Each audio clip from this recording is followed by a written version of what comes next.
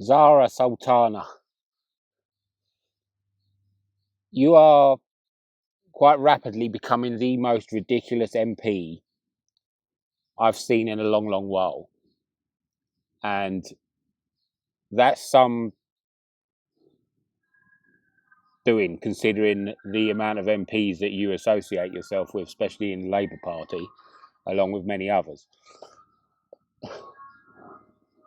You recently put up a tweet of you standing in some square next to a speaker with a communist fist, and you've uploaded it on Twitter via your iPhone, and you also standing there with your iPhone in your hand, obviously with a speech prepared. I mean, that's the most dumbest thing I've ever seen.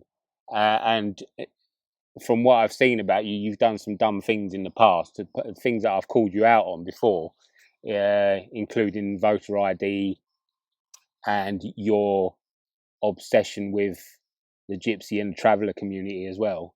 And you've been called out numerous times for your contradictions and your lies, like when you started claiming that the illegal migration raid in Scotland a while back was an attack on Muslims, when it was actually, from what I gather, Indian people that were actually being arrested. You also have claimed, from what I gather, over £45,000 in expenses, including a stay in a posh hotel at the princely sum of nearly £500 a night. And you want to stand there and talk about socialism and stand there with this fist. I mean, you are the most laughable MP I've ever seen in my lifetime. You really are. I mean, what planet are you living on?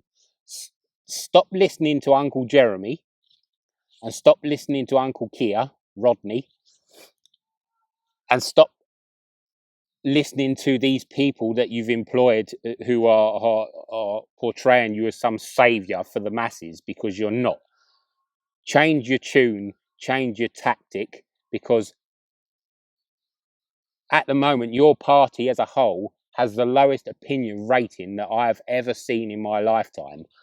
And that is because of people like you and this nonsense that you keep doing, and this ridiculous notion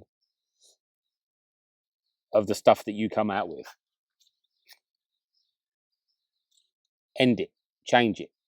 And one more thing, my advice to you, start doing stuff for your own constituency. When was the last time you've done that? Have you done anything for your constituency since you've been MP? Because from what I can see, you are more concerned with everything else that goes on around every other part of the world and every other part of the country, except for the place where you're supposed to be representing.